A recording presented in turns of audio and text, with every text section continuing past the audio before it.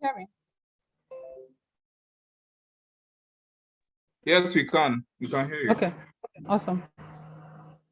You're good to go.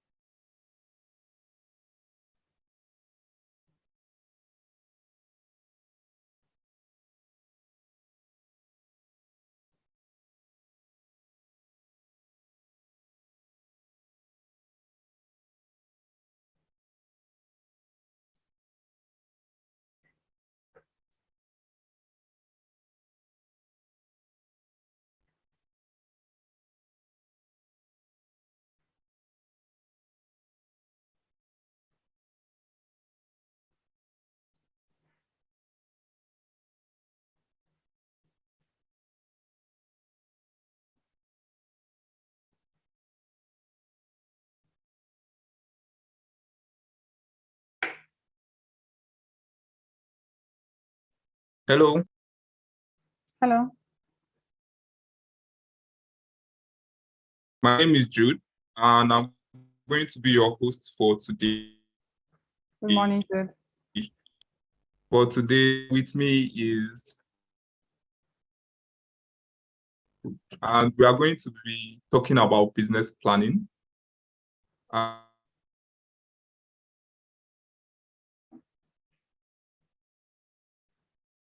While we wait for others to join, we can write our name.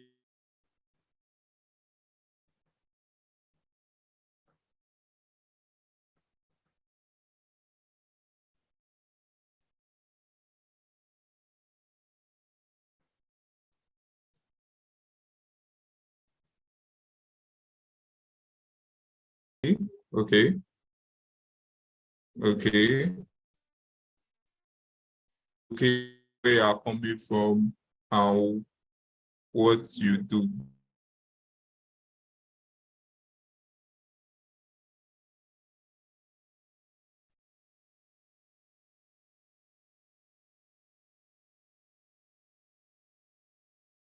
Nice to meet you, Helen.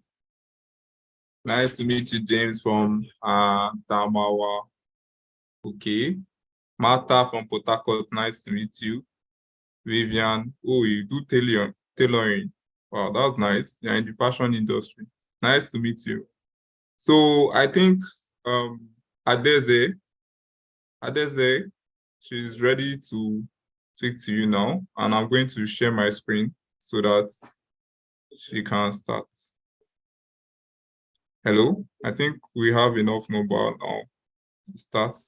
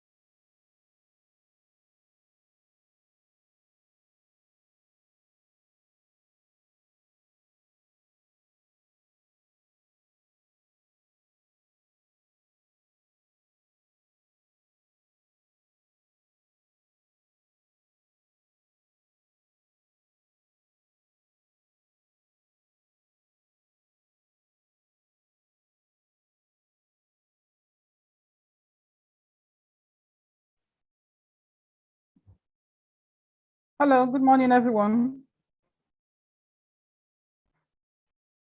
Good morning. Can you hear me, please? Please confirm if you can hear me. We can hear you. Can hear you. Okay, awesome. Awesome. Good morning, everyone. Sorry for the starting a bit late. It's, I think, a technical glitch somewhere. But now we are here. Let's start, okay? So I see that there are people from all over Nigeria, from Lagos, Akure, Taraba, and all parts of Nigeria. I believe you're going to have an interesting conversation. And I see that you have people that do different things. We have farmers, fashion designers, people, educationists, and people in manufacturing, snacks business. That's awesome. I want to assume that most of us are women, and it's very incredible to see that women are doing things in this country. So before I start, I'll introduce myself. My name is Adeze Atasen. I am a BDSP, Business Development Service Provider. In the short form, I am a business coach. I'm also a senior financial analyst. In the short form, I'm a qualified accountant, and I'm also a life coach. That means I am qualified to have this conversation with you overall. Good morning, Ebere. Having said that, I want to, first of all, congratulate all of us women here that are in business. It's particularly difficult to do business in Nigeria, and I believe that it is actually more difficult for the women because we have extra challenges that are peculiar to us because of this environment. And given to that, some of us find it a bit difficult to get help, which is probably why we have EDC designing this particular program just to target women and address their specific needs. So before we start running through the program, if you have any expectations for this conversation, I would like you to drop it at the chat box. If you have any anticipation that you have as well, you can also drop it so that as we go on, we will make sure that we cover every aspect of your concerns, anticipation, and expectations, okay? So having said that, we'll go through the slides, but before we do that, I'll ask us in the audience, how many of us have heard about business plan? Just hearing, have you ever heard about business plan? If you have, just indicate, okay, I have yeses coming in. Awesome, very good. Very good. Now, how many of you have done a business plan before? How many of you have done a business plan for your business? Okay, I'm getting I haven't. Okay, I have some I have, which is awesome. I have done a business plan. Okay, that's great. We have a balanced audience in that case. Okay, let's go ahead. So the reason why I'm asking this question is that most of us, when we start business, we don't start business with clear eye. Let me use the Nigerian term.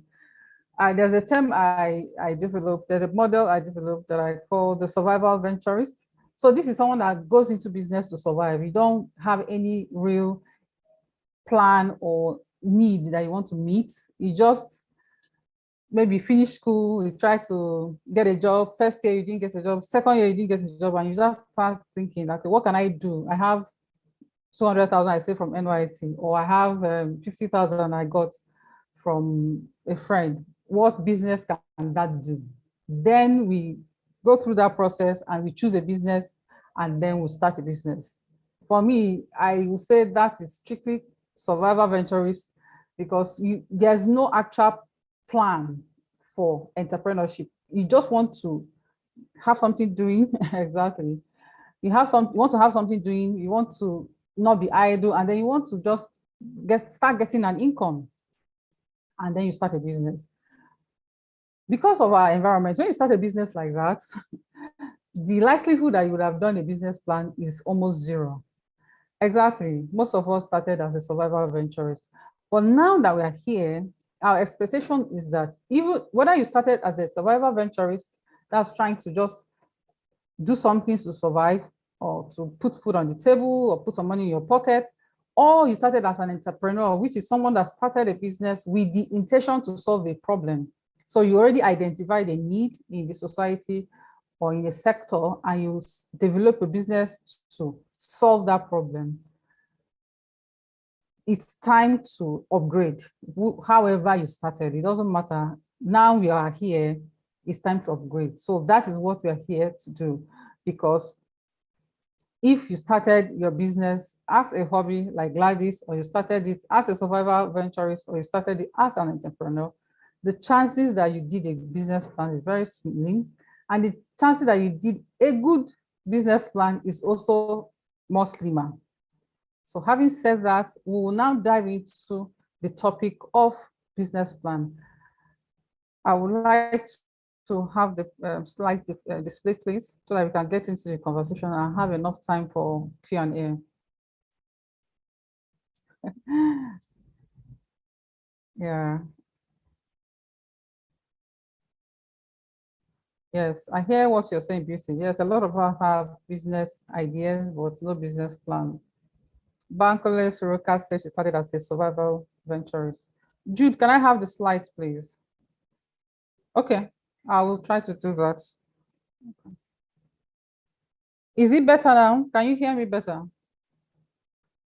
Someone said I should try to speak up. Can you hear me better? Okay, thank you. If you're having a peculiar challenge with your network, you might want to log off and log in again and see if it gets better. Okay. All right, awesome. So let's move on to the slides. If Jude can hear me. Joshua, Miriam, try to log out and log in again, and then you can try to change your position. Sometimes that helps. So as we wait for the slide to be displayed, the first thing we are going to do is to have an introduction.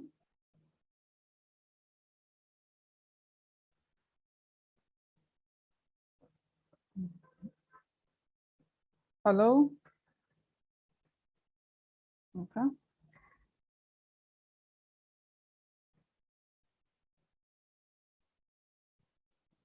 Is Jude there, please?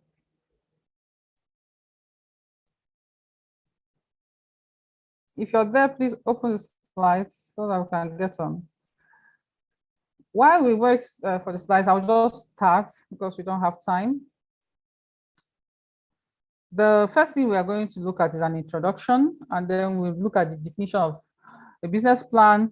You look at the reason you should have, you need a business plan, the basic outline of a business plan, elevator pitch, which is like the summary of a business plan, conclusion, and questions and comments. Before we continue, I still can't view my slides, but can anyone tell me what they think a business plan is? Any definition from the audience? Just drop it on the chat box and I'll read it out. What do you think? I said my voice is cracking. Is there another person experiencing that so that I will know what to do? Okay, maybe not. Awesome. All right. Okay. I have overview of business idea. Okay. Nkechi says it's a roadmap for your business. Okay. So it says a business plan is basically what a systematic projection. Business plan is activities you put in place, a scope of your business. Awesome. We have very good idea. It says mission, it contains mission and vision, goals and strategies. People should take over the mic now. What else is remaining?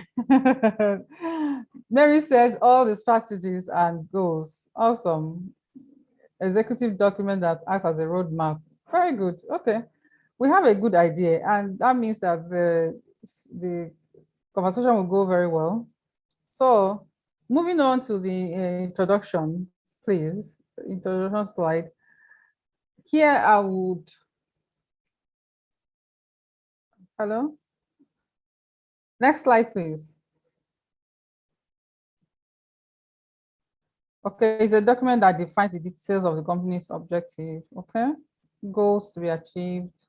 I keep seeing roadmaps. I think that covers or captures it very well. Yes. A document that contains strategy, yes, awesome.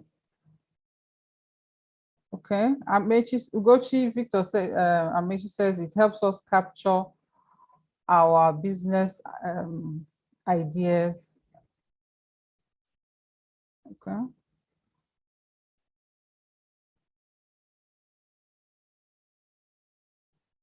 All right. To the slide, please. Next slide, please.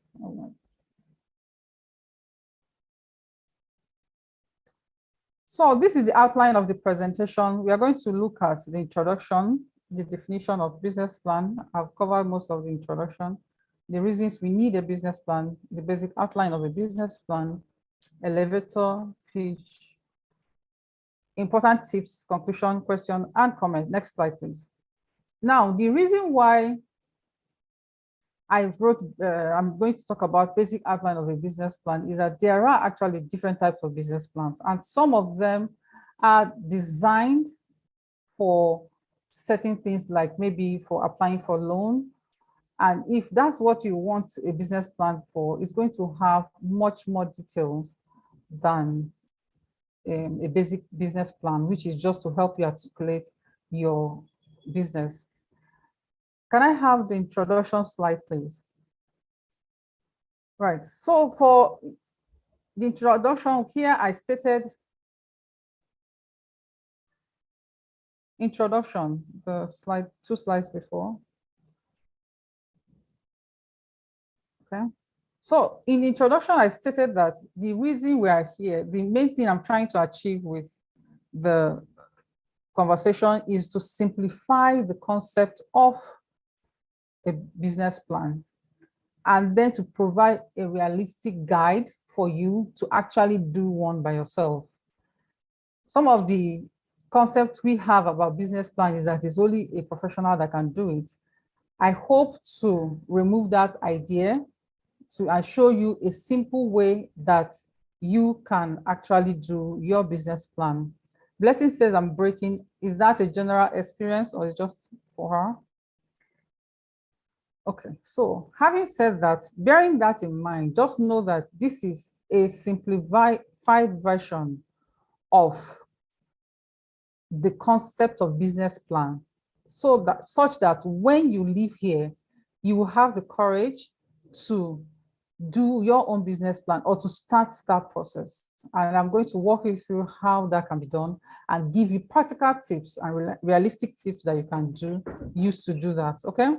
So the first thing is the definition of a business plan. From what I have gotten from the inputs I have, most of us actually have a good idea what the business plan should look like.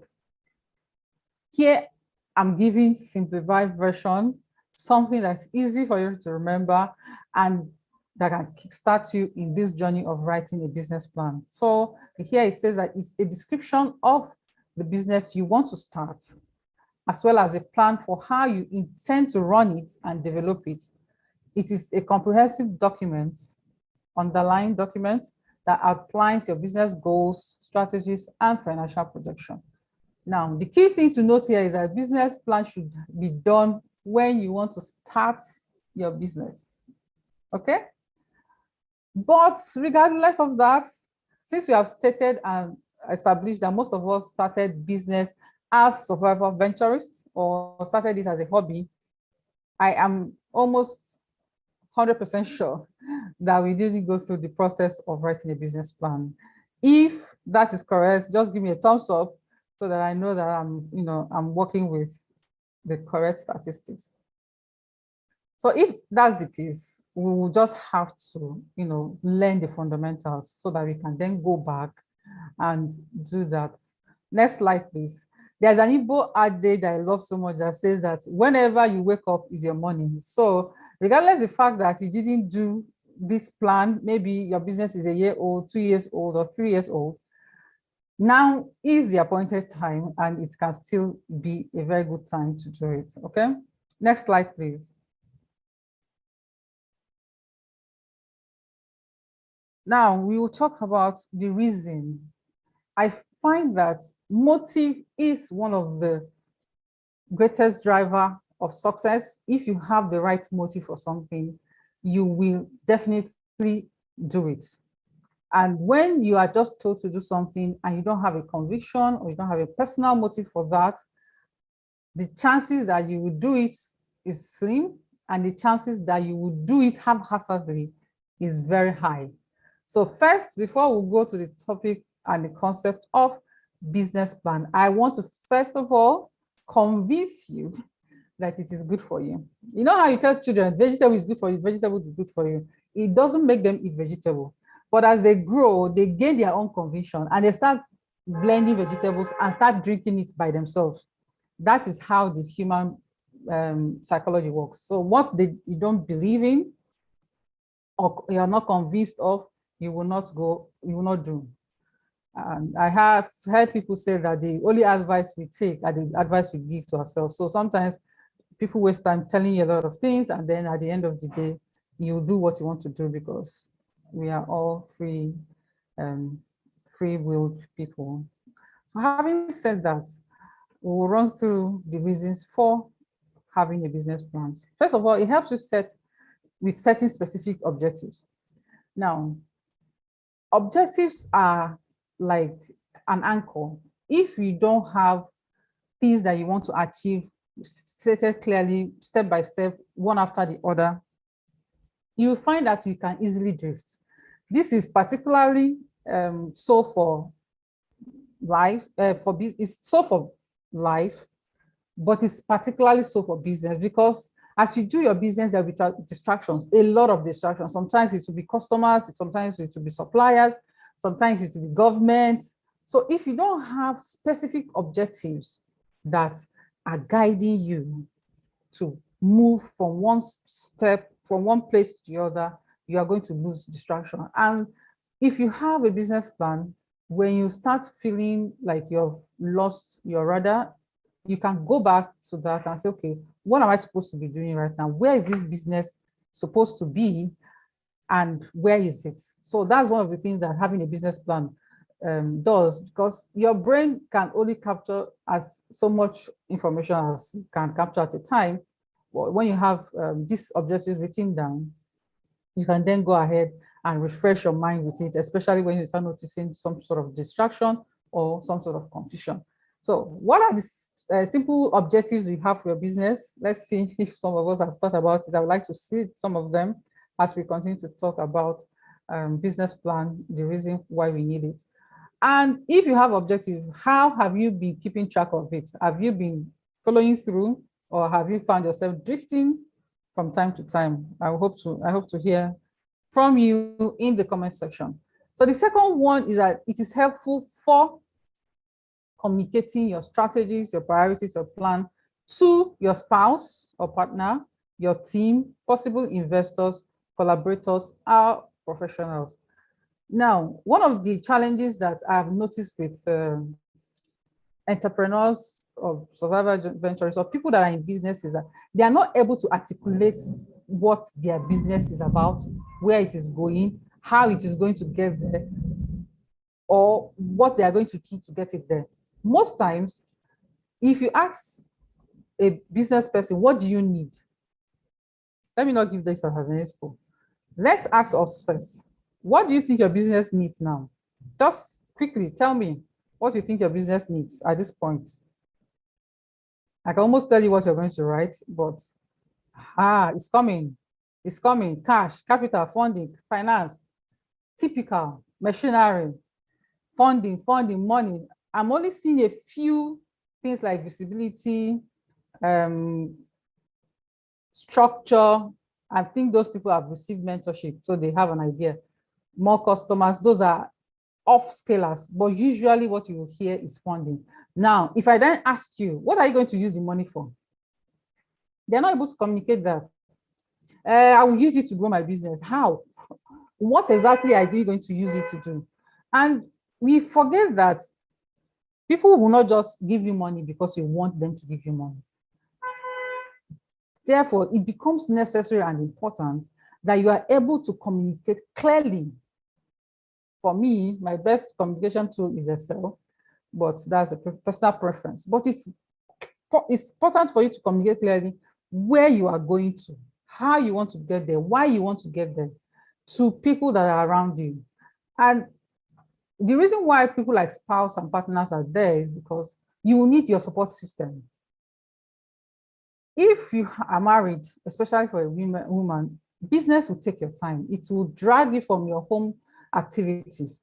Your partner or spouse needs to understand why that is happening. Why are we investing this time in this business? What is the benefit we are expecting from it in the long run? The same thing with somebody that you're asking for money or somebody who wants to collaborate with you. If you're into farming and you want to, maybe you want the person that is doing equipment to collaborate with you, maybe give you equipment on loan or on spread payment. You should be able to communicate to them how you intend to generate the money, when you will generate it, and when you will give them the money back, or how you give them the money back, with specific and clear plans. But if you have not done a business plan prior to that conversation, you will not be able to do that. And now we have people saying things like mentorship, scalability. Let's say you're in TNY program and then you have a mentor, a business coach, and they come in and they want to help you. Where do they start from? Most of the time, from my experience, when we come in to help businesses, instead of helping them to move to the next level or to go to like offer real expertise help, we have to do the fundamentals like this. Doing a business plan, what is your vision, what's your mission, what's the marketing strategy, where's the market? We have to do all that. And before you finish doing that, the time for the mentorship program has gone. So the real thing that you wanted help for in your mind, in most cases, you don't get to achieve it because the fundamental work you should have done as a business person, you did not do it at that time.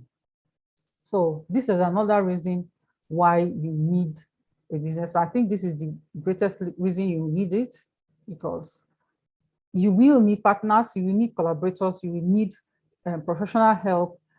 And if you are not able to communicate, it's going to be a difficult one. Now, the next thing here is anchor. It aids with anchoring displacement decisions, personal and business exemptions. First of all, I'm going to explain what displacement decisions are. Displacement decisions is where you have to do, let me use the term we know, opportunity cost. How many of us have heard of opportunity cost? Just give me a high five or an OC, opportunity cost, OC, yeah. Okay, awesome. So if you have heard of opportunity cost, that's what we call a displacement decision. It comes out of that exercise of doing opportunity cost. So you have different things you want to do in your business. Maybe you need to get machinery, you need to get a mentor, you need to scale your business, you need this, you need that. You now have to sit down and do like, okay, what am I going to do first? I have limited resources. What am I going to do first? When you do that, sometimes the people that you're collaborating with or the people that are doing business with you or your customers, maybe sometimes your investors will not agree with you because they have other ideas of what should be done first. It is this business plan that can show them why you displaced one decision over another. I hope I'm making sense. If you got displacement decision, give me a DD. This is what is going to help you to explain to them that, okay, yes, instead of buying machinery, I want to get mentorship first, because for this stage of business I am in, I need mentorship to be able to manage the resources better. I'm not getting enough DDs. Did you understand the concept? Displacement decision. Okay, awesome. Now, the other concept that might be new to you is personal and business exemptions. When you are getting into business, one of the things you do is market analysis. And in doing market analysis, you discover that different things happen in different environments. Let's say, for example, you are in fashion industry, and it looks as if the fashion industry maybe is flooded with men. Let's just as an instance, and you're a woman, and you've heard, or in doing your analysis, you've come to realize that collaborators always trade favors, like physical favors or unprofessional favors, to give you contracts or get into the circle or into the ecosystem. I hope I'm communicating. So you've discovered that, okay, maybe let's just call it a spade, not an agricultural instrument. Let's say you notice that there is high level of sexual inducement in that sector, okay? Now, before you enter that space or ecosystem, you need to make decisions that will guide your operation. You're going to decide beforehand that whether you want to give in to the pressure of that ecosystem, or you're going to stand out, or you're going to insist on integrity, or you're going to insist on the competence that you're going to bring to the table.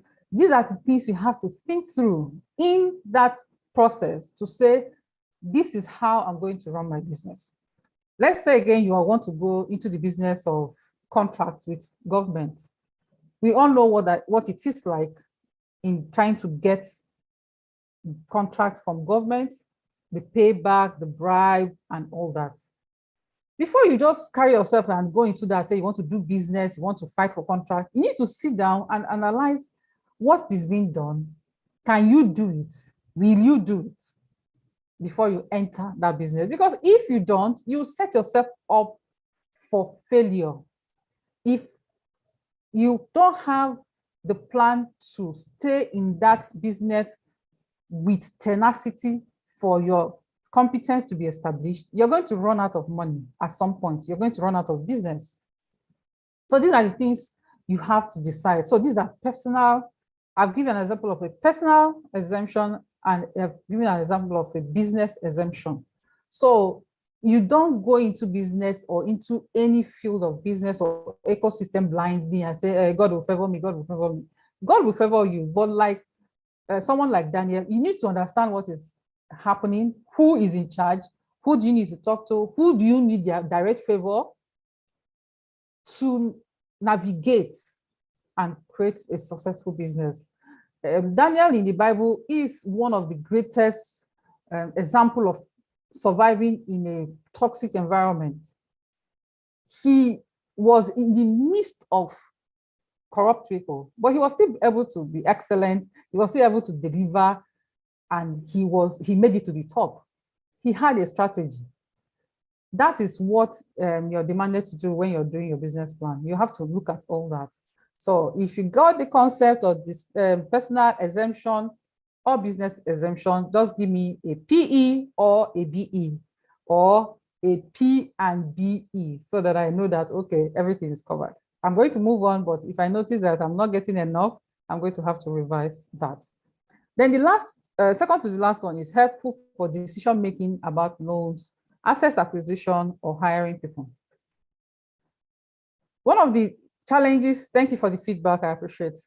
One of the challenges that you notice when you're doing business is decision-making. It can be very tough. So you have two staff. You want to hire one more. Why? Why do you want to do that? Or you're working from home. You want to rent an apartment. Why? You want to rent a shop. Why do you want to do that? Or you want to take a loan, which is one of the biggest one. You want to take a loan. Oh, Access Bank is giving loan. This person is giving loan. You want to go and collect. Why? Why do you want to collect loan? So business plan, if you get such enticing offers from people or from banks to say, come and take loan or rent an apartment. Oh, you should rent an apartment. You know, this thing you're doing in the house is not really, people are not seeing you. Before you make that decision, if you have done a business plan, you can go back to it to say, is this decision I want to make now, is it in alliance with my plan? Because in that decision, in the business plan, you would have stated that in 1 year, you work from here to here, make so and so amount of money. And then in the 3rd year, you move to such a certain place, hire a certain type of, rent a certain space, and target a certain customer. So you'd have covered all that. But if you didn't do a business plan, you will move, you will waver. Sometimes you will waver. And sometimes people will present a more superior argument to you that makes sense. But because you don't have anything to defend what they're saying or to give a superior or stronger argument, then you might succumb. And then when the thing backfires, you will now remember why you didn't want to do that in the first place. So these are the things that business plan help you to prevent by, thinking ahead of that and making such plans beforehand. This next thing that you will gain is that the business plan is going to help you to evaluate your business. Some of us have high ideas of the worth of our businesses. But frankly, if you sit down to do the math, calculate your assets, calculate your liabilities, both the ones you bring into the business and the ones they give you, you might just be calm. You might just find out that, oh, this business is not where I am supposed to be or what I think I am. They always say, there was something I listened to, and the guy said, the lady was like, you're a CEO. She was talking about soft life.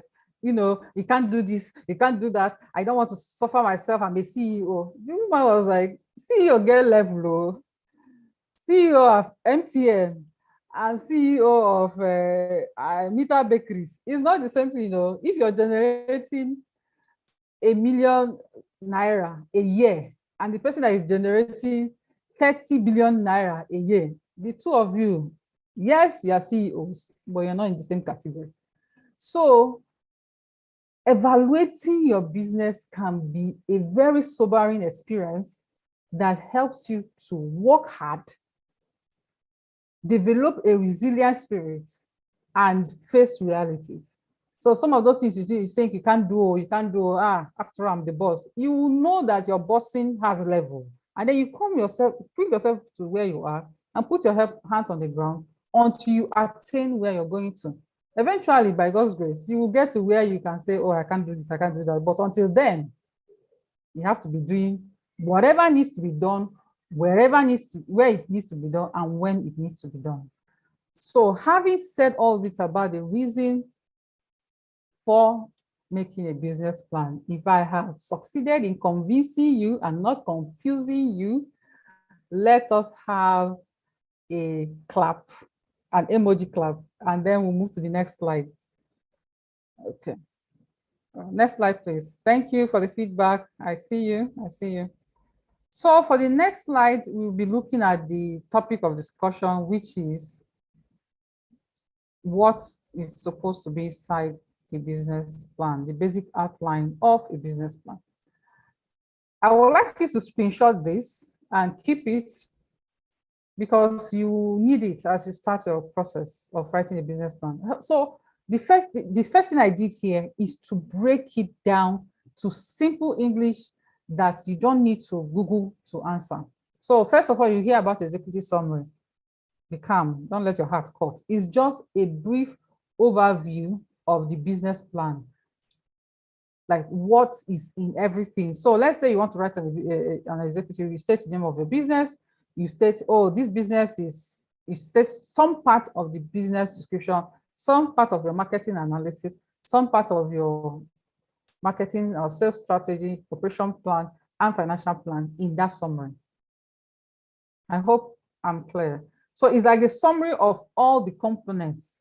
It comes first, but indeed, it's the last thing you do after you've done all the other aspects of your business plan. So you're summarizing the business description, you're summarizing your market analysis, you're summarizing your marketing and sales strategy, operation plans, and financial plan, and then you just capture it in your executive summary.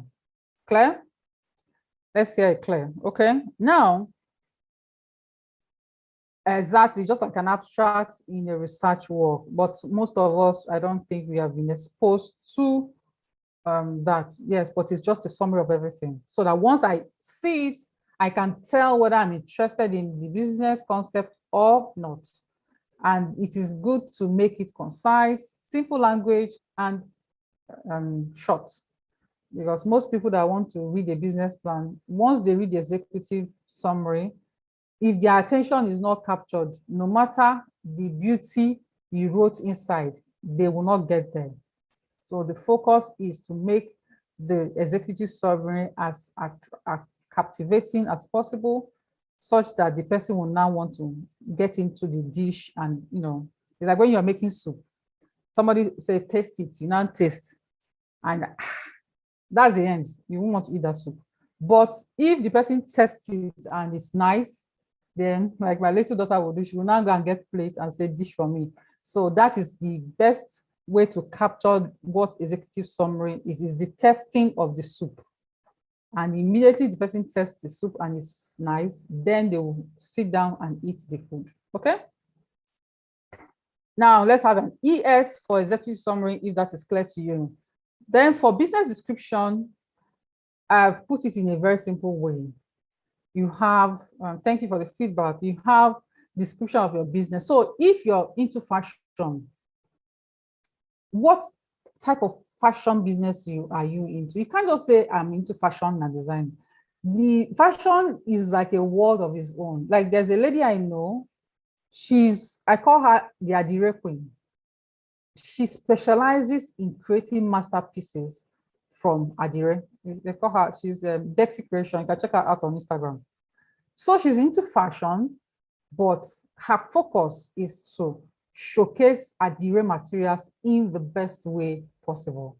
And then she's also into academics. So two things she does: she specializes in Adire, and then she's into teaching of fashion. That's grooming new fashion people. Okay, so that is what you will capture in your business description. You won't say you are into fashion.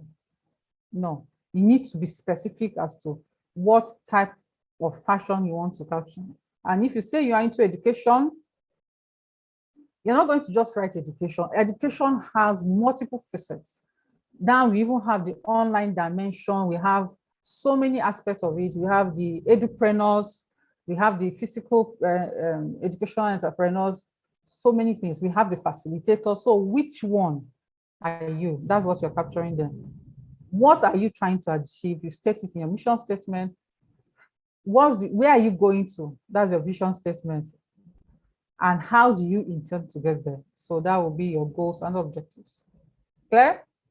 BD, if it's clear. Now you go to market analysis. This is where most of us become very lazy, because in business description, you can sit in your house and imagine things, go to the internet, copy and paste, and everything is working fine. But when it comes to market analysis, you need to wear your boots and go to the farm to state it practically. Okay, so let's take a real life example that I had. So I have someone I mentored that she wanted to go into confectionaries, and when we started the process, I was like, okay, where is your market? Where are the people that you want to sell this thing to? She said everybody. I said, number one, that is wrong. Everybody can never be your customer target. So you need to go into the market and find out exactly who wants this confectionaries. She wants to start doing traditional confectionaries, which is what I think is a very good idea. So she wanted to start selling things like kuli kuli, all these sweets that we make traditionally in the north, in the south, in the east. So she wanted to start doing that. But everybody cannot be her target, because there are some people that still prefer the foreign and the modern confectionaries, yes, like street snacks, to the traditional ones that we have. So I told her she has to go back to the market and find out who is interested in the thing she wants to sell. And she had to do that. I have another instance of one of my clients that is doing biodegradable cups. And he's advanced, he's done a business plan, he even did a pitch and all that. And all that he was saying is that, oh, we are going to improve the environment. We are going to improve the environment. It's healthy, it's safe. I said, who is interested in environment in Nigeria? Please, if you're interested in environment in Nigeria, please raise up your hand. Let's even use this as a sample audience. So I was like, who do you think in Nigeria? We are a third world country. I doubt that a lot of us, when we want to buy something in the market, will first of all say, is it environment friendly? Thank you. Who environment help? How many, like, I don't know that I do that, and I'm educated and I'm enlightened and I'm well read. So I'm just thinking about an average Nigerian going to the market and wanting to buy something. Will the person be asking if it is biodegradable or not? I doubt that very much. So having said that, he did a survey and he sent it out to the market. Guess what came in? People were more interested in how cheap it is, first and foremost, before they started showing some sort of inclination towards whether it is friendly to the environment or not. So this is reality. This was reality for him because he had to now go back and start redoing both his pitch, business plan, business proposition. Everything had to be redone again because he was talking to the wrong audience.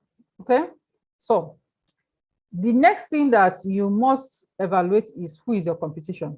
Sometimes I ask people I mentor or the people that the clients that come for help, I'm like, who is your competition? I say, no, I don't have competition. Oh. Really? Are you in the moon? The Bible says that there's nothing new under the sun. So no matter what you are producing or the idea you have, there is somebody that is already doing it. I can guarantee you that. So I will share my personal experience. About 15 years ago, I'm a born entrepreneur. So I always look out for needs and see what I can do, to provide solutions to the needs and then make money out of it. So I just noticed that nobody's doing yam chips. And we have yam in Nigeria in great quantity. All you have is plantain chips, plantain chips. So I was okay, I will do that. I'll do yam chips with fish. That was the plan. So I designed a way I will package it. The fish will be separate, the yam will be separate. So I was going to do that. I was, gearing myself. I was saying, oh, this is a fantastic business idea. It's going to be awesome. I'm going to make money. Then one day I was coming back from work and I was at a bowling and I saw somebody selling yam chips. I was like, what? Who gave this person the audacity to steal my idea? I was so offended. I was so offended by that business venture. And that has taught me a huge lesson that the business idea you think is your own is not true. The universe releases ideas to the earth, and whoever materializes it first, it becomes their own. Some of the businesses that are selling market now, some of us had it as an idea. Even our forefathers, our parents, they were like, this kind of business will work. But it's the person that brings it to light that makes money out of it. So never think for a moment that you don't have competition. You always have competition. And you even have more now that the world is a global village. So please find out who your competition is and how you can, distinguish yourself and make money still, even with the competition in existence. I see that you're feeling me in that. So, but if the market analysis is clear, let's have an MA, and now we're going to go to marketing and sales strategy. Now, this is a major one too, because this is not something you can just stay at home and do. You need to actually go into the market to develop a marketing strategy. You need to find out where your customers are, who your customers are, and where they are. Most of us will just stay in our house, design a product, decide who will buy it, when they will buy it, and how much they will buy it, and we start business, only to find out 3 months down the line, 4 months down the line, that we missed the mark. I'm going to give a practical example. I'm going to use myself. I'm a serial entrepreneur. So there's nothing I'm talking about that I've not experienced firsthand, and I can tell you for free that it is real life. So I'm an author. I wrote 3 books. I've written 4 books. My best book is Brilliant Kids, a simple guide to give a child an excellent education. So when I finished that book, to me, it is all in all, it solves problem, it gives solution, the price is affordable. In fact, in my mind, I was just flexing. The money I will make, I've calculated it, how I've spent it is already done. So my strategy was to do Facebook ad. I have skills to do Facebook ad, so I did that. And to my greatest amazement and surprise, I will tell you how to get the Brilliant Kids later, but for now, it's on my WhatsApp and it's on my Instagram page. There's an Atterson Family Club, but that's by the way. So when I now launched the ad, first day nobody clicked, second day 1 click. I'm like, what's going on? I'm supposed to be getting a lot. It's ordinary 1,000. Then I put it at 1,000. So I was constantly checking my phone, like, okay, is the alert coming?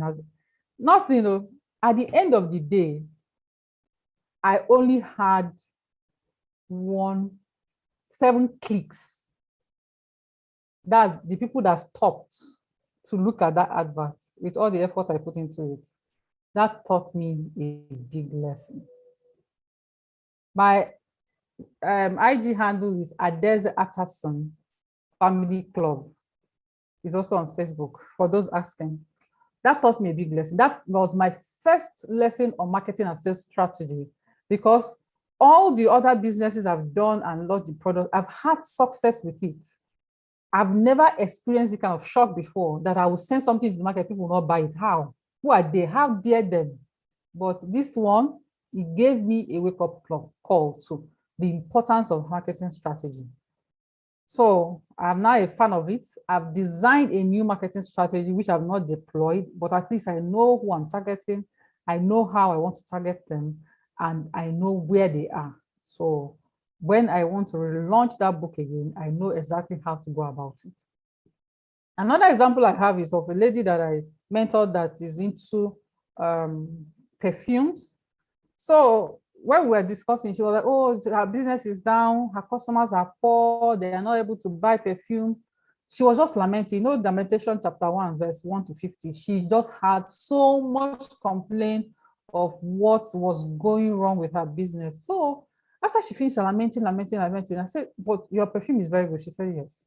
I said, okay, who are you selling to? She said, her neighbors, her friends. I said, okay, is there no income earners around you? She said, oh, yes, so there's a ministry of this, there's some OBC secondary school, there's this one nursing school. By the time she finished listing organizations around her, she listed up to 5 parastatals, like 7 schools, more than 7 schools, 2 major hospitals, not to add the churches and the mosques. I was like, okay, these are people that, this is in the north, they must use perfume. So I said, who among all these people you have mentioned in these parastatals are your customers? They're like, that she doesn't sell to them. I'm like, okay, you don't sell to them. So who do you sell to? So who do you sell to? And then she goes on with more excuses. So I just gave her a business plan, a marketing strategy. Say, get a piece of paper, write your name and your phone number. If you're into perfume, maybe you can take notes. Write your name and your number on it. Put samples of your perfume before end of month, which is like 20th, 21st, 22nd. Go there. Take a paracetamol. Go there as people are coming back from work or are dismissing from their offices. Just stand there and be giving them that piece of paper with a very nice smile on your face and keep on spreading it. After you finish doing that, by the end of the month, that time that you know that salary will come, which is 27th, 28th, 29th, be in front of that office with your perfume to sell. She said, okay, she did that. She got cardboard paper. She did exactly what I told her. By first, she was busting my phone with, thank you so much. Thank you so much. I've made so much money. Can you imagine? I have 16 customers. I'm like, so you did not think about this thing before. Anyways, the simple thing is that if you don't sit down to think about these things, simple ideas like this will escape you, and you'll be missing business, you'll be losing business opportunities, and you'll be calling your ancestors, but you are actually the one doing what you're doing to yourself. So if that is clear, let's have an MS to know that marketing strategy is sorted out. So now we go to, thank you for the feedback. Now we go to operation plans. Operation plan is, how is this business going to run every day? If I ask some of you now, you go say you go run. We will do it, we will hustle, we will manage. You see, that concept of we will manage, we go do them is what is going to kill your business, because operation is the soul of your business, because that is what will deliver your business services or goods from your shop, from your brain, from your heart, from wherever the source is, to your customer. So no matter how fantastic an idea is, no matter how fantastic the product is, no matter how fantastic your service is, if you don't have the channel, well-organized channel to move that business from yourself to the customer seamlessly, your business is going to fail. It's just a matter of time. So this is one of the things that you need to sit down and think through. And one expo I'm going to give you is that as you're thinking through and finding what works, start to record it, so that as you're getting in more people, you will then be transferring the knowledge to them, so that you cannot come and kill yourself for real. One of the challenges that business owners have is that they keep doing everything by themselves, first year, second year, third year, 5 years, down the line of the business. So the business doesn't grow. So when you are designing your operation plan, you'll be doing trial and error. As you notice what is working, note it down, as in write it the way that you can teach somebody else. So you can say, Oga, read this document. This is how we do so. Oga, read this document. This is how we serve our customer. When they call, you say, hello, how are you? How can I help you? Because you know that that works. So you don't have to answer every customer. Okay. So this is just a bonus point.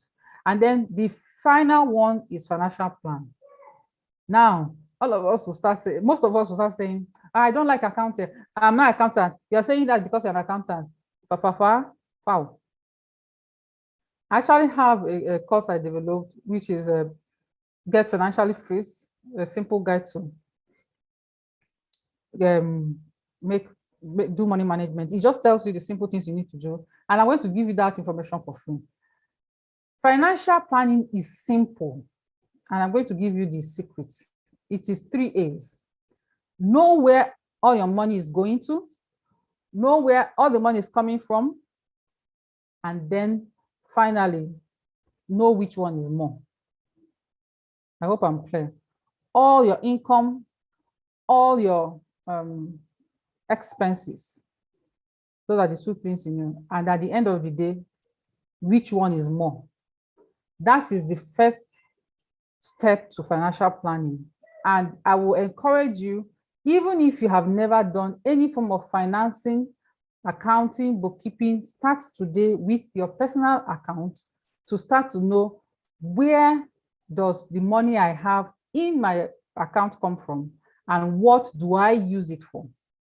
By the time you do this simple exercise of writing every single expense you make every day of the month, and every income that comes to you, which is usually the shorter, you will be on track to do the same for your business. So I will encourage you to start with yourself. We are almost at the end of the month.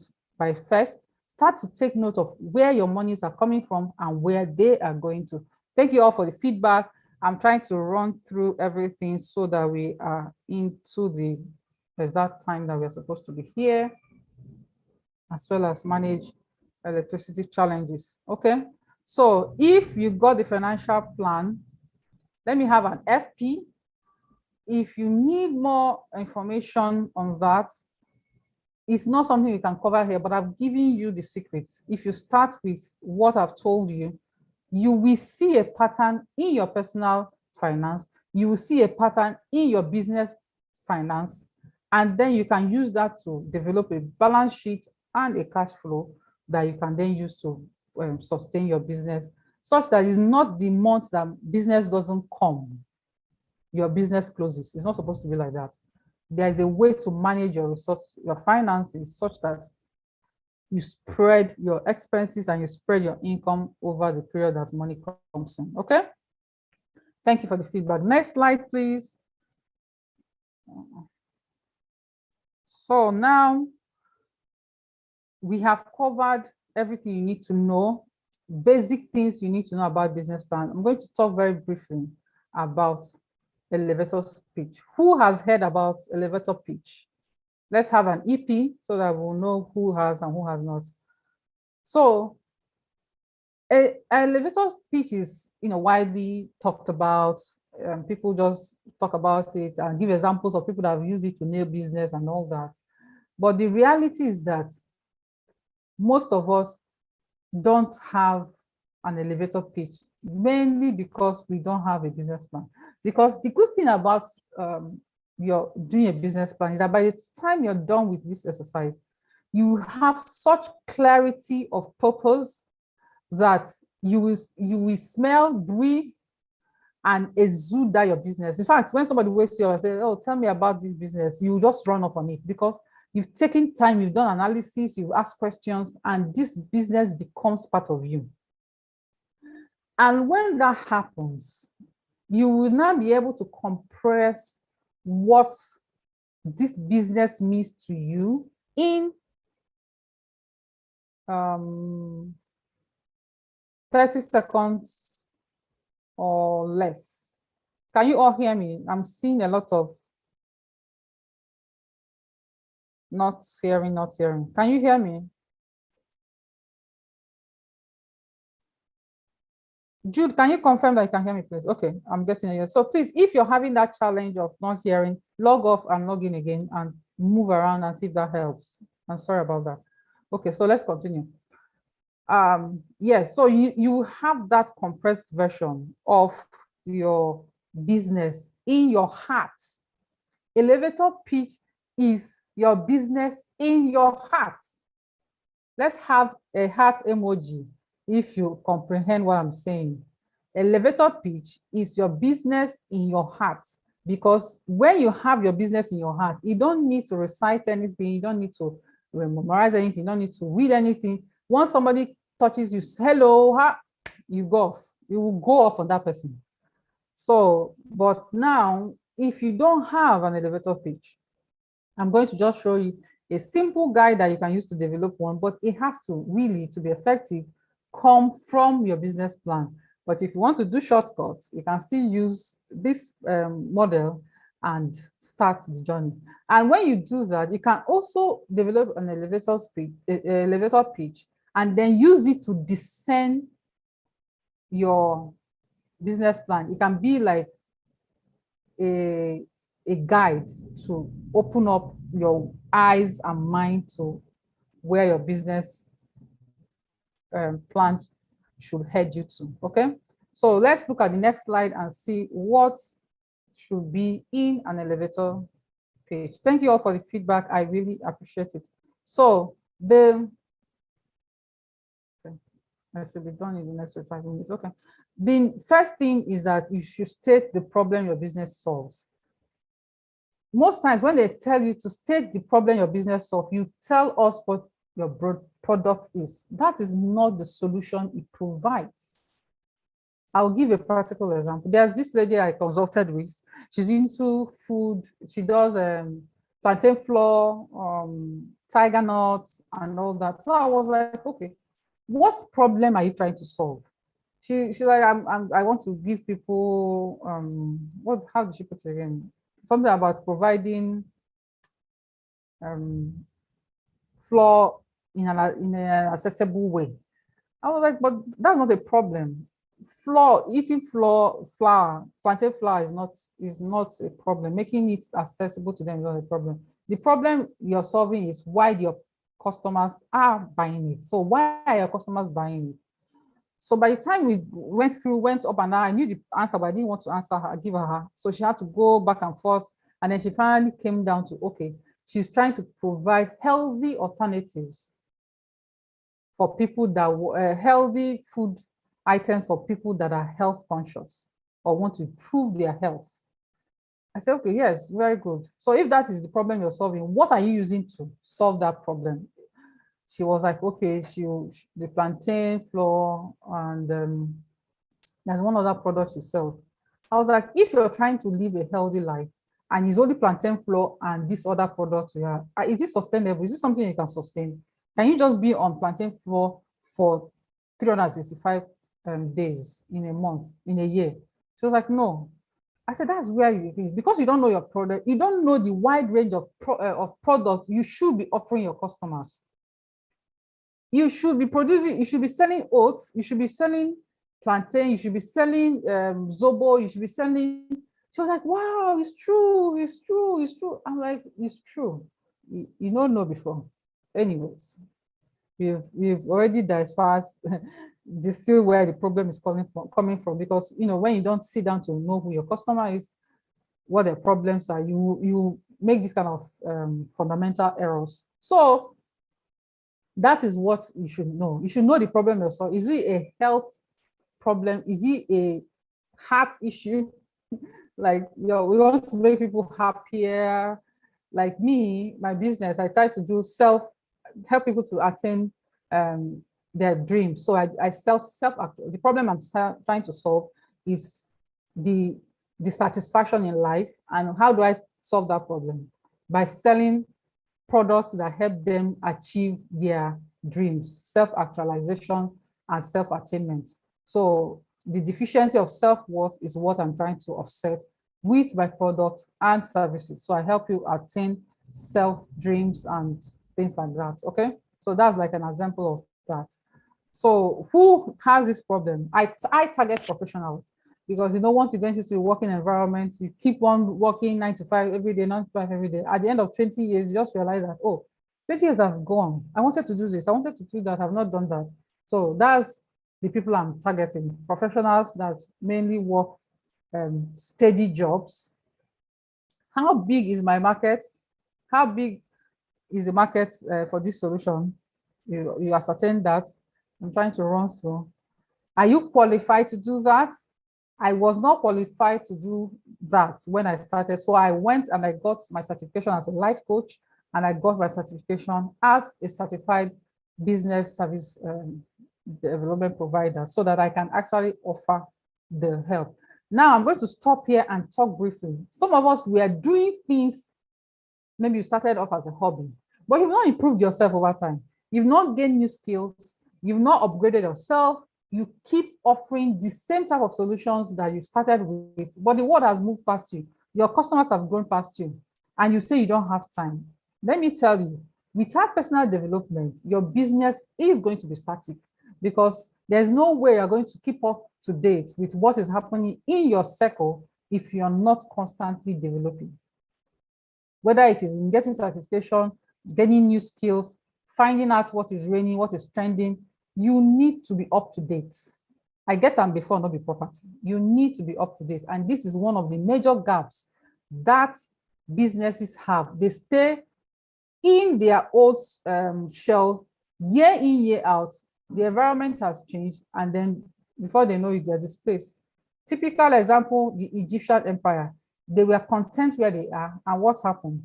Development rose around them, took them out of existence, and now the world, the first place that got civilization is almost like they are nowhere in civilization right now. That is how it happens. Okay, so moving on, then your aspirational goal for a business. These are the things that you capture. So when you're talking, if I'm talking to someone now, I can, like I mentioned earlier, I can tell you, I'm a senior financial analyst, I am a life coach, I am a business coach. I am qualified to have this conversation with you. So that kind of puts some confidence in you to continue talking with me. Okay, so that's how you work, not just for a class, but for real life. People need to know that you're competent. And if you don't have the competence, you cannot, you can't hustle it. You don't know if you say you don't know. So you need to know. Okay, so another thing you need to know is your unique value proposition. What is your distinguishing factor? What are you selling that other people are not selling? Some people, they will say, oh, I'm into fashion, or I'm doing cake, I'm farming. Everybody's farming. So why should I come to your farm? This is something you need to identify so that when you're selling to your customer, you can tell them, yes, there's corn here, there's corn there, but if you come to my farm, there are corn that have purple, pink, orange seeds inside it. In fact, we offer you a wide range of maize that you can never see in any farm in the world. That is your unique value proposition. So anybody that wants to see corn that has rainbow color, they will come to your farm. Because yes, there's corn everywhere, but you're the only one that sells the one that has rainbow color. That is your unique value proposition. After all this English you have said, what are you telling them to do? Come to my farm, just to make it simple for you to understand. What do you want them to do? Come to my farm and buy maize. That is the conclusion of every elevator pitch. It's not just a conversation to sell your eloquence. It is actually to get business conversation, business collaborations at the end of this. Okay. Thank you for your feedback. I see it all. I appreciate it. So if we have nailed the content for elevator pitch, let me have an EP one more time, and then we'll go to the next slide as we conclude very soon. Okay, next slide, please. Thank you, thank you. Now, important tips before we go to conclusion. I have about 15 minutes on my computer and I don't have light or gen. So let's make it quick. If I have to switch devices. Aha. Okay. Hold on. As we wait for the next slide, I will have to switch my device. Remember to drop your questions. We are going to take that. I'm running through this program as fast as possible so that we can have enough time for that. So next slide, please.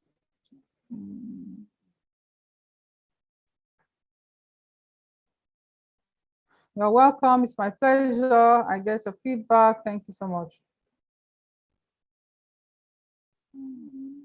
Do we have Jude there?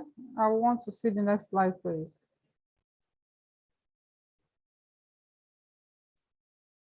All right, with or without?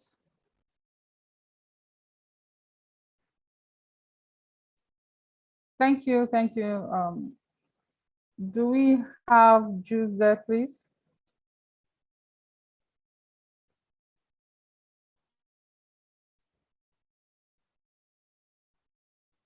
Okay.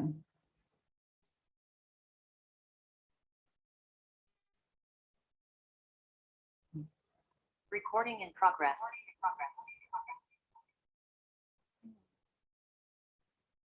I am going to log off from my computer. Hold on, please.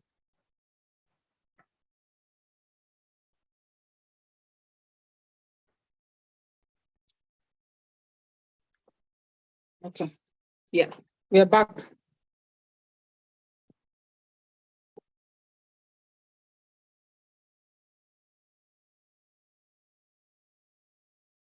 Can you see me? I can't see myself. Can you hear me? Which is more important. Okay, thank you. I see your feedback. Okay, awesome. So let's run through the important tips. I have covered business plan as you need to know it. So if you have any questions or something I missed, you have to drop the question in the chat box so that I will cover that when we come to the question and answer session. If you are clear with the business plan conversation, let's have a BP so that we know that we are moving on. And if you're not clear, let's have an NBP. That's no business plan, NBP. But if you are clear, let's have a BP. And with that, we'll know the ratio of people that got it and those that did not get it. I'm seeing BPs. So we have 345 BPs here, people here. So we should get at least 300 BPs. Okay, I have one NEP BP. So for that person, you need to go to the chat box, the Q&A, and state exactly what you want me to clarify in the session. Okay, so now we're going to just run through the important things for a successful business. This is just bonus, okay? Because I know that as business owners, we really have opportunities like this to learn new things and help our businesses. So having said that, the tips I have for you is the main topic of conversation, which is create a solid business plan. We have talked about it. We have laughed about it. We have been sober and serious. I think by now you get the point. And with these templates provided here, you should at least be able to start that journey of writing your business plan. Okay. One thing I'm going to tell you, one of the things you can do is to do what is called mind mapping. So you take a piece of paper, pay attention. This one is not in the slide. You draw your business. Some of us, we think that way. So I'm not going to insist that everybody starts with a writing pattern. So you can draw a circle or a square or a rectangle, whatever comes to you, and write your business name in the middle. Then you can draw out the things you need to write out, which is like what's it called again? The financial plan, marketing strategy, all the different aspects of the business plan, draw it out. So you have like a spread out. And then anything that comes to your mind. So when you come to where you need to write your mission or vision, you've never written it before, but maybe you want to be global, you write global. Maybe you want to have branches in 36 states of Nigeria, you write 36 states. So you just keep populating that document, and if possible, carry it around so that as things come to you, as you think about it, things will come to you, and you just keep populating that mind map. You'll see that at the end of maybe a month, you will have a good idea of what you have in mind about your business. Then you can then start to articulate a business plan. So when you come to the finance part, you might have something like make 600,000 a month, and you might have something like manufacture 60,000 pieces of so and so. You just write that. You just keep writing it different ways, different aspects.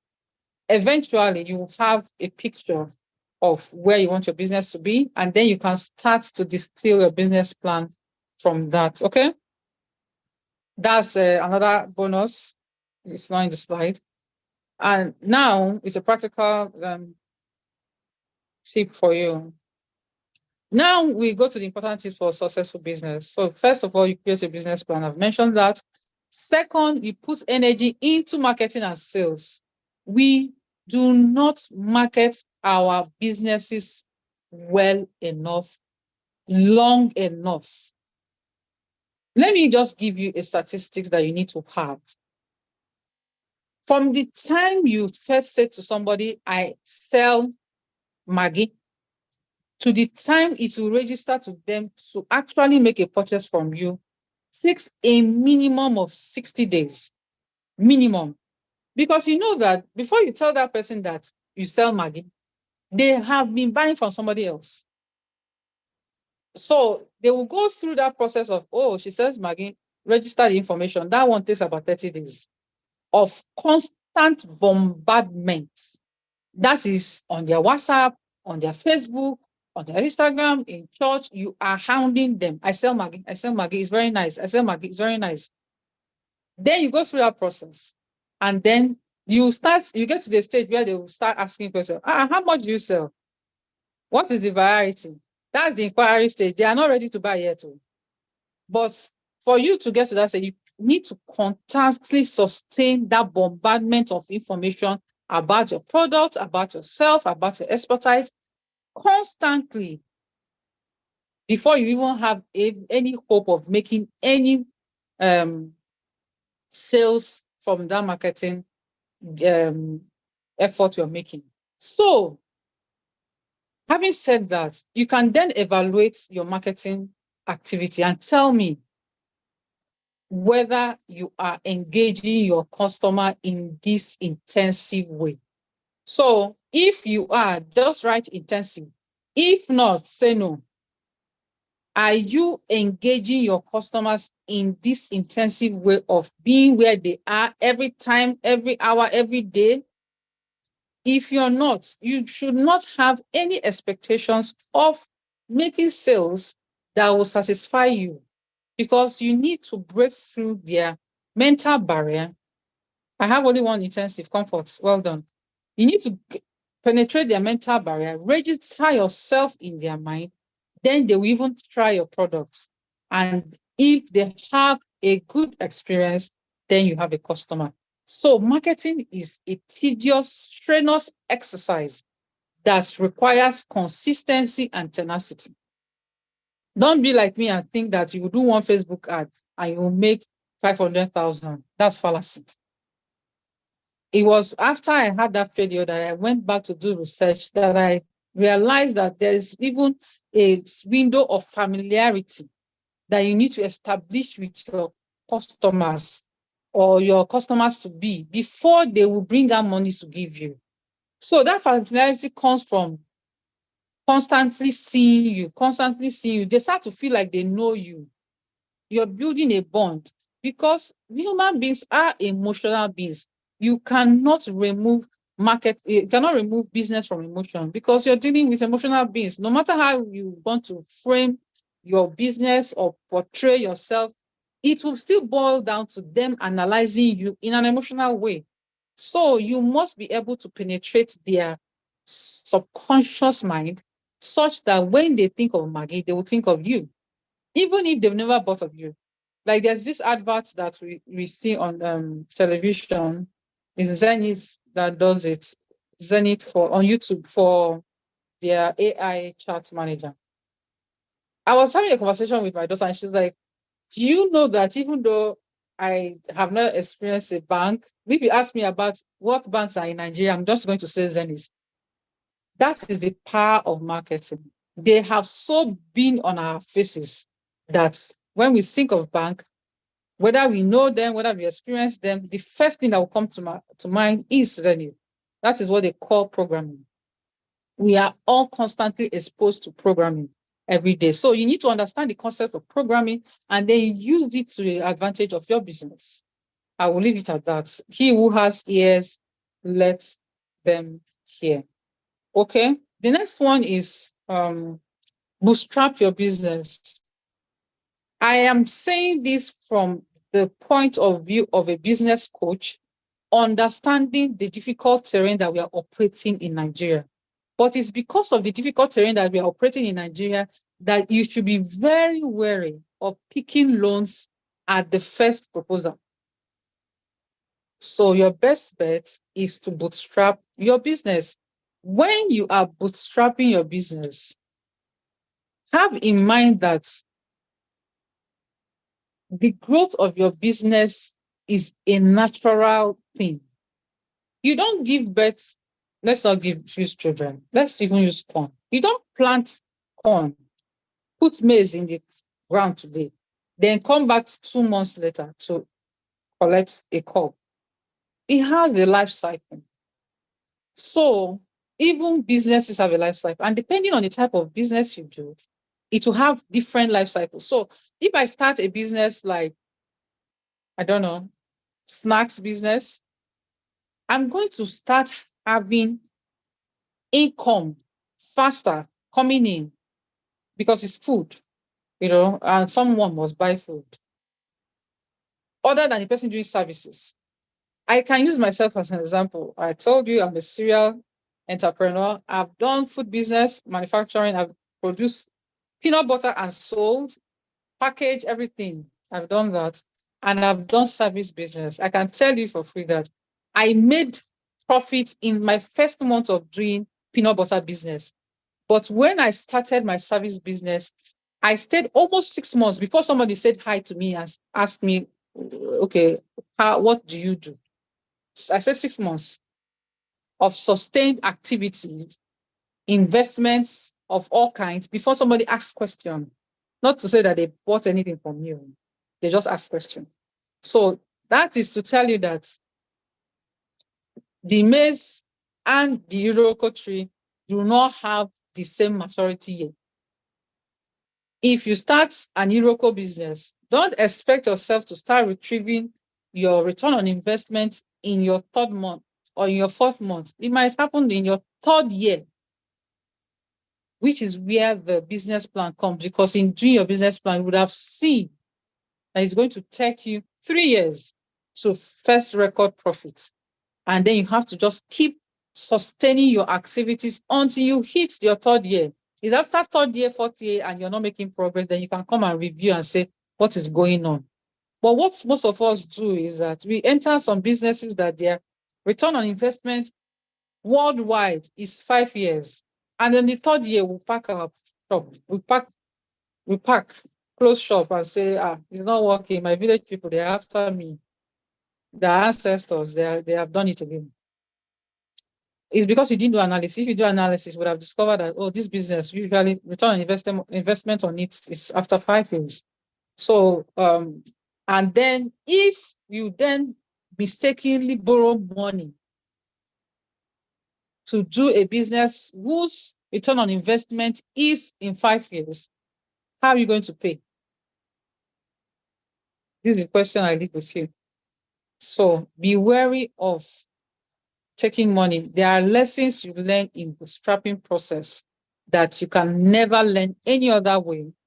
And this cheaper and safer to lose 50,000 than to lose 500,000. So gradually grow your business to the point that it has sustained growth before you start thinking of getting outside form, especially in the form of loan. Even if somebody wants to dash you money, be wary of that, because you might not be at that level of business where you're supposed to do that. The last one, second to the last one, is manage your cash flow. We've talked about this. So the simple way to do that, I've already told you, track your income and your expense. Once you do that, 3 months, 4 months, you will notice a pattern. And once you notice that pattern, it will help you do your budget. It will help you do your cash flow.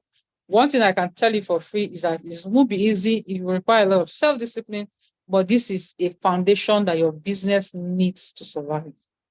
The last one is control your debt level. Be conscious of how you take debt. I think I've already said that. Don't borrow money recklessly, even if it is interest-free, because it will remove there's some level of caution that you lose when you have more than the money you need. If you could have managed an equipment of 15,000, somebody gives you 50,000, you go and buy another equipment that is much more than you need, and thereby wasting money. But if you grow through the process, when you want to take a loan, you take it wisely. Okay? I see your feedback. Thank you so much. I'm glad you're learning something. I actually put a lot of effort with the intention that you as a business person will go from here equipped to be better and to do better. We are at the end of it. This is the last slide that I'm going to showcase, which is conclusion. Next slide, please. So for the conclusion, I want to know from you, next slide, please. If you are ready to write your business plan, because the best time to write a business plan is at the start of a business. But as we know, most of us have already started our businesses. The next best time is now. So are you ready? Let's have ready. I am seeing ready. You people are in the spirit. I'm seeing ready. Flashing in. Awesome. Awesome. That's fantastic. Thank you for taking time to participate in this webinar. And now, having people that are ready to do their business plans, I'm happy and excited. I want to go to the question and comment section, so that should you have anything that will hinder you, we can address it immediately, and then you will be good to go. So questions, comments. I have let me check the Q&A.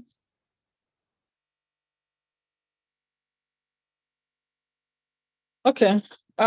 Before any other thing, I will start with the Q&A I have here. Ugochi Victor is asking, do we need to go with a questionnaire for the market analysis, marketing and sales strategy? It depends. Not all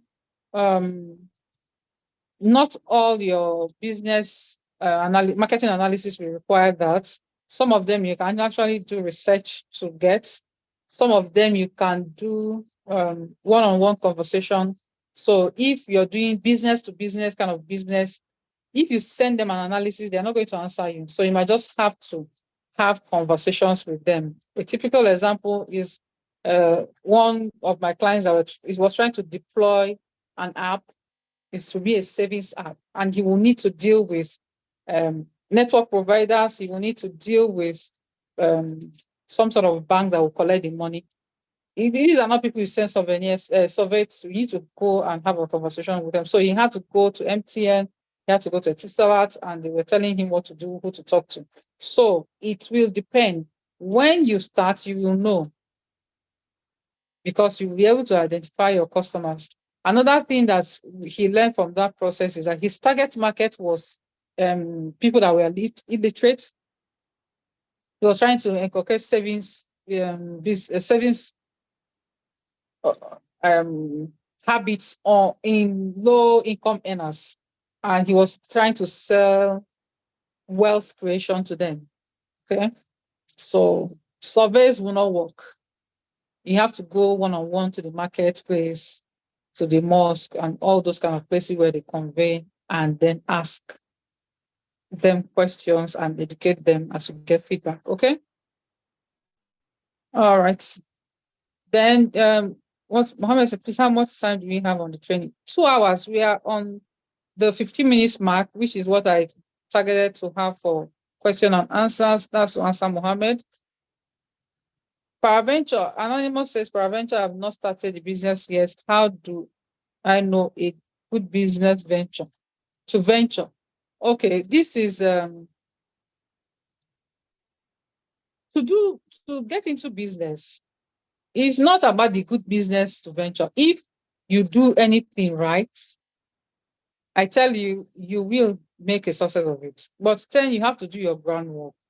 First of all, what are your innate capacities? Those things that you do freely and do well. What are the things you can do for free? Those are the things that are giving you ideas of your talents and things like that, your natural capabilities. Then what are the things that you are capable of? What are the things you're qualified to do? And what are the needs? So when you can match what you're capable of, what you love doing, what problems are there in the society, then you have to do a match with what you can do and what problems are out there, and then how do you deploy, what is the solution and how do you deploy it? So when you answer this fourth question using this framework, you will come down to about 5 things, and then you start to narrow down until eventually you come to one answer. I hope that answers the question. But you is a mind, you need to invest your time to do that. You don't do to bomb or guesswork. So you have to find out this about four things I mentioned to get down a list, and then you can do a marketing analysis for those 4 or 3 things you've narrowed down to. Okay, I hope that answers your question. Ben Uju is asking, okay, what's the duration of the program? I've answered that.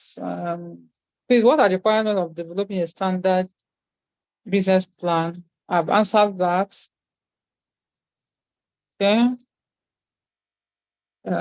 After writing a business plan, who can proofread it so you know you are in the right track? Okay. Now, to answer that question, most business people cannot afford to hire a business coach. That's where AI comes in. So if you are skilled in use of AI, like ChatGPT or Bing, if you develop a business plan, you can load it into an AI platform and ask it to either proofread or verify it for realisticness or authenticity, or whatever you want to evaluate it for viability. You can load it into an AI platform, and it will do that for you. But you cannot be a rich and a poor person at the same time. So if you can't afford a business coach, then you should know how to use AI, which is a basic thing every business owner should know how to use, because it kind of makes life easy for you. All right. I hope I answered that question. Are we getting the recording, all their trainings? EDC will answer that. Okay. Please, on financial plan, those as you mentioned, I cannot get it clear. I think I've explained financial plan 2 times. Basic thing to do: track your income, track your expenses for a specific period of time, which is best to do within a month, starting from the 1st of a month to the 30th of a month. You do that and you get a summation of your income and your expense, which one is greater. You do that over 3 months or 4 months, you will establish a pattern of your finances. When you establish a pattern of your finances, you can then use it to do budgeting, you can do it for cash flow, and you can do it for projections. Okay, I hope that is clear now.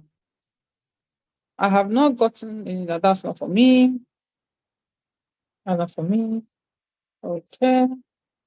All these are not for me. Okay, this one says, my problem has always been marketing. What I make as a fashion designer, the issue has been how to meet up with accumulated order because of manpower. How can I balance operations and sales as none of the parties will suffer? Or should I say, how can I keep up with the feedback from marketing? Okay, you have a good problem. You need to upscale. Do you need to get a generator? You can get a generator. If the people are paying, that means you have some money in your hand, unless you're not managing it well. You should be able to get a generator, and then you should be able to hire an extra hand, and then you should be able to get an extra machine. These are the things you have to consider. So which is the challenge? Is that you can sew the clothes, but you don't have enough time to do that because of power outage, or even with power outage, you can't still meet up, or you are not charging enough such that everybody brings clothes to you. You're not able to meet up. You don't have enough money to sustain the business. So these are the things you need to review. So is it a pricing issue? Is it an operation issue? Or is it an operation issue? Those are the 2 things. So if you have a pricing issue, you might want to review your prices so that you make enough money from the products from the service you're giving. And if it's an operation issue, is it manpower? Is it asset you need to buy, which is a generator, or you need to hire someone, or both? I hope that question is answered. Okay. Please throw more light on Bootstrap, my business. Bootstrap is just to raise money for your business by yourself, either from your savings or from contributions from family members or church members, however. So just money that are free, that don't have any engagement or requirements on it. And then you just keep on growing your business with that. So I mentioned somebody that finished from NYSC and you saved 50,000, maybe 100,000 or 200. That's a bootstrapping process. You can then use that capital to start. And maybe with that, you can go to your father and say, please, I have 100,000 to start business. Can you help me? And he gives you another 100,000. That's 200. So that's a bootstrapping process. I hope that's clear. I want explanation on mission, vision, and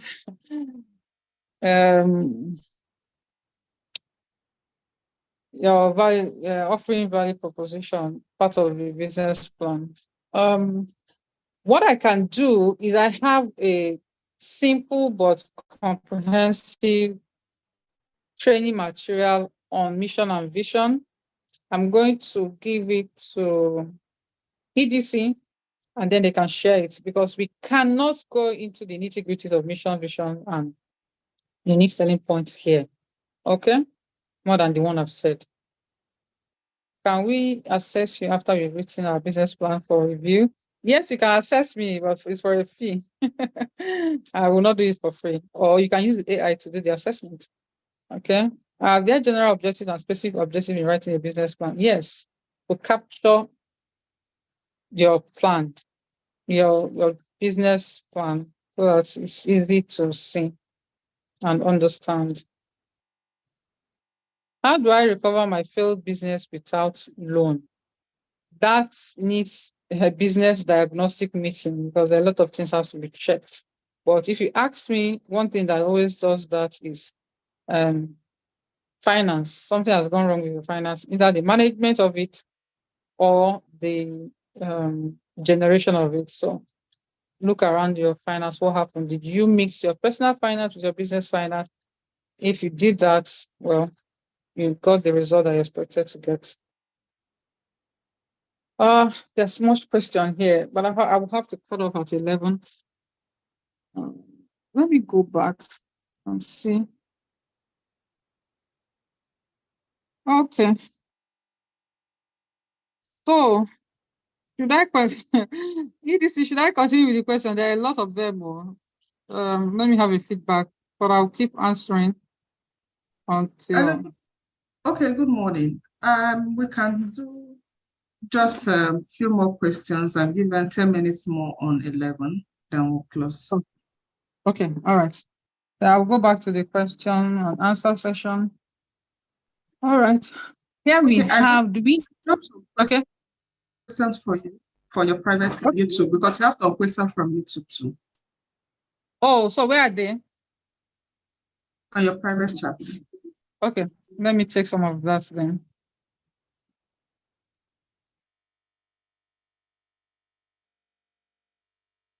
Okay. Can I see it? Can you just say hi? There's not so much going on here, so I can see that.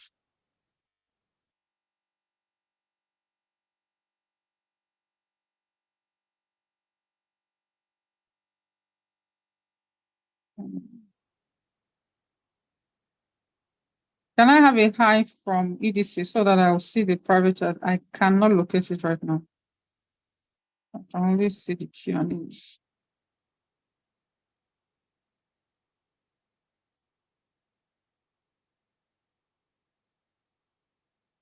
Okay.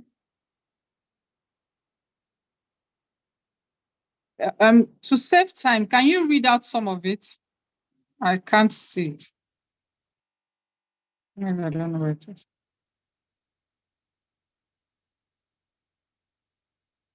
Okay, I see direct message.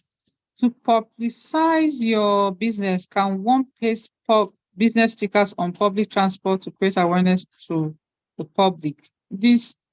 Now, to answer this question, it has to do with where your customer is. Are your customers following public transport? Because something I've noticed with some of these stickers is that they are quite ineffective unless the customers are there. It might serve as what I call the penetration of their subconscious mind, where they just keep seeing it. You know what Coca-Cola does? You have Coca-Cola everywhere, but they are not trying to make you buy Coca-Cola. They are trying to keep Coca-Cola in your mind. They are two different things. The same thing with cornflakes. When you see posters of cornflakes on the main road, on shops, or they do that inflatable balloons and you just see cornflakes, they are not trying to sell cornflakes to you with that advert. They are trying to keep cornflakes in your mind so that when you go to the supermarket, the first thing that comes to your mind is cornflakes. So it boils down to your marketing analysis. In that process, you should have been able to identify who your customer is and where they are so that you go directly. So don't just go and print sticker because everybody's printing sticker. It might not get you what you want. I hope that is clear enough. Please, how do we reach you?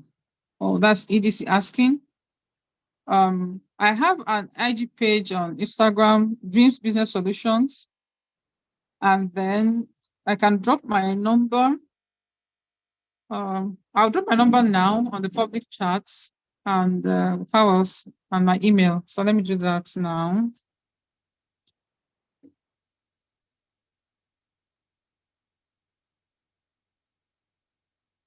Zero 08036763435 is my number, my WhatsApp number, and then you have my email as Princess Adeze, Princess Atterson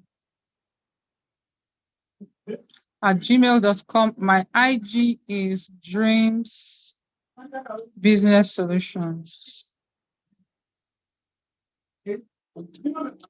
Okay, I think that answers that question.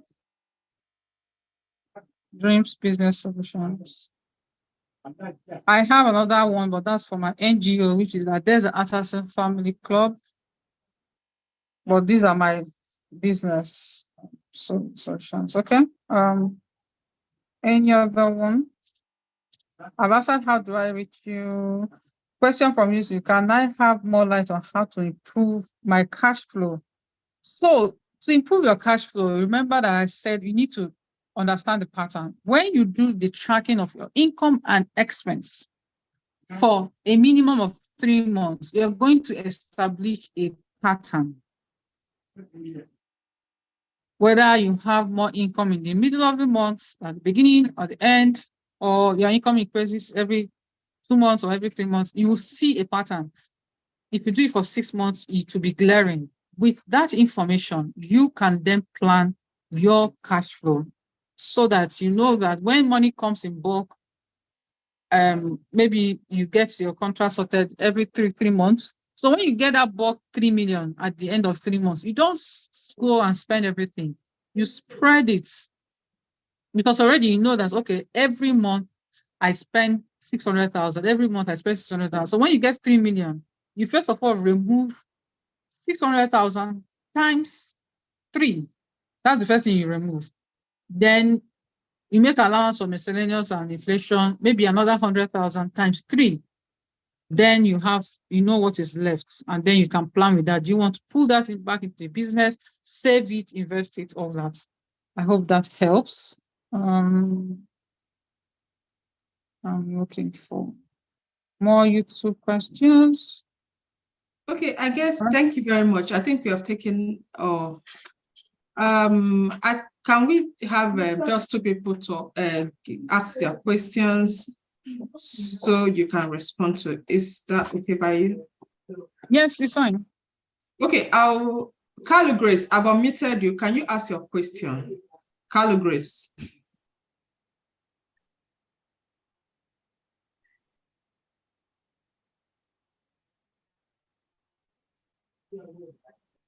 Okay, so let's make it fast. Lydia, are you there? Lydia, please.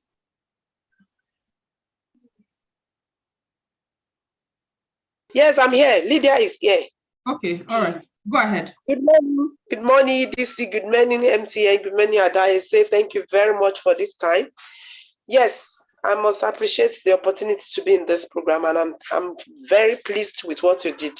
But the problem with me is I am into a service business, career counseling, a kind of an online platform, and I've discovered that my problem has been with structure and mentorship, because I'm not a marketing type kind of a person, but I discovered that there is a need, and that is why I went to get trained on this. Can I have an access to a mentor like Adeze and the other man who taught us the other time, Deji? I've been trying to get mentorship. I don't need money. I need somebody to teach me how to get it right. Please, this is my own question. And I'll be happy if I'm linked to a mentor. I've asked even on the question platform. Thank you. This is over to you. This is not for me. Okay, all right. Lydia, you can drop your contacts, not here, but on the or you can chat me privately, your contacts, so that I can get in touch with you, if that's fine. That'll be okay, but I don't have your contact. Okay, I will chat you up privately now, so you chat me back. Okay. Oh, thank you very much. Thank you. Okay, all right.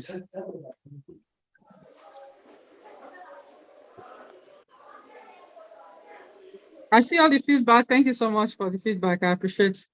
Mhm. Any other questions? So I have Ijoma. Ijoma, are you there? Yes.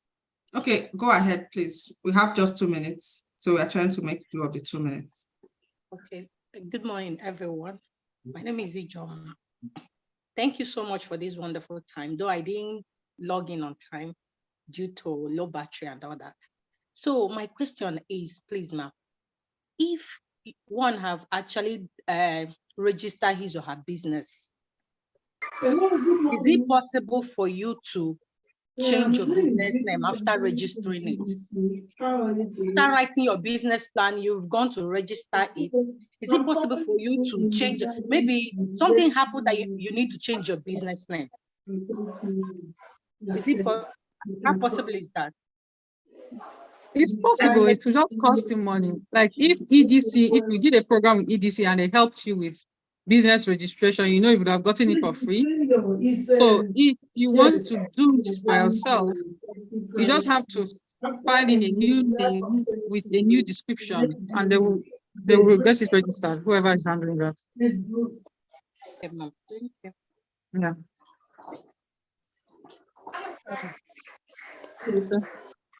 All right, thank you very much. Everybody, thank you very much. Thank you. I think this is how far we can go. We've actually extended on.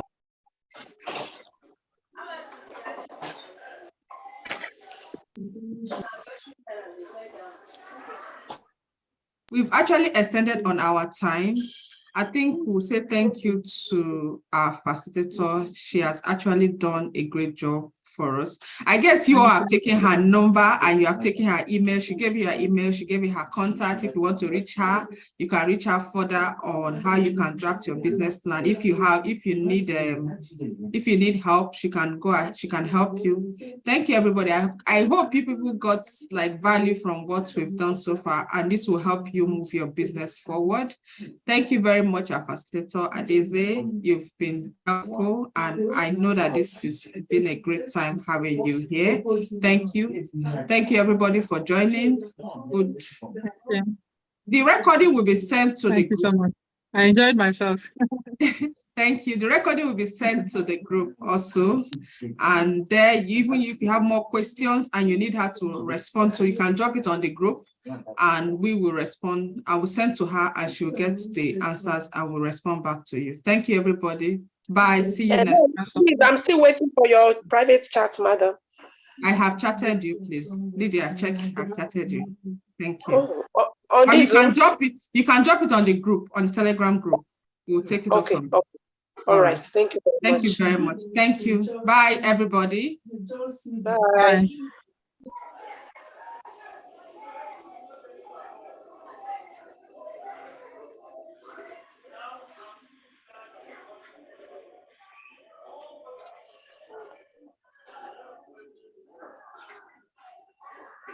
Nothing. Whether is this number? Contact. Where is our contact?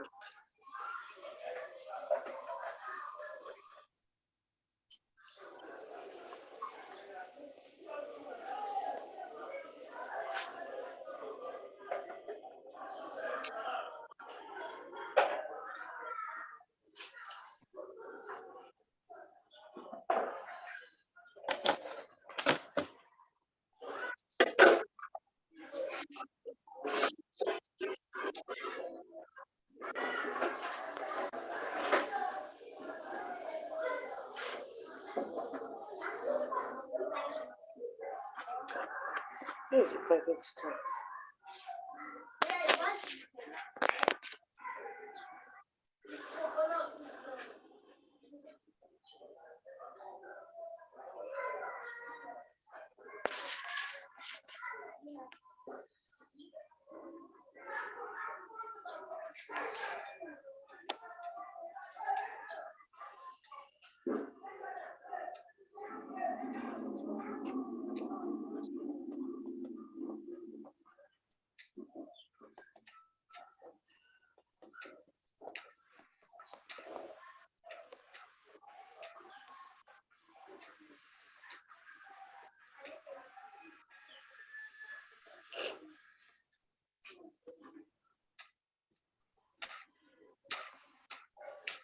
Who is it?